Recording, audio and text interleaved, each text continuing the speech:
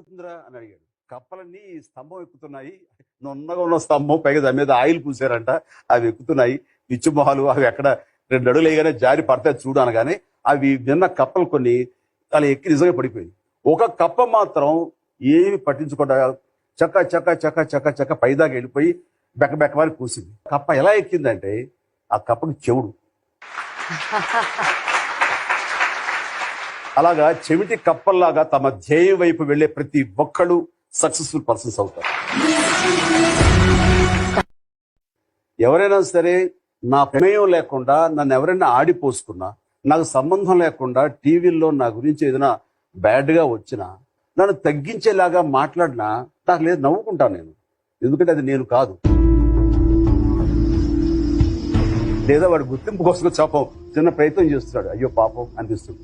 నా మానసిక ప్రశాంతత, నా మనశ్శాంతి, నా సంతోషం, ఇవి నా ఆస్తులు.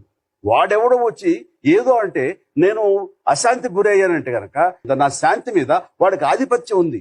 ఆధిపత్యాన్ని వాడికి ఇవ్వను. మీలాగా పైకి రావాలనుకునే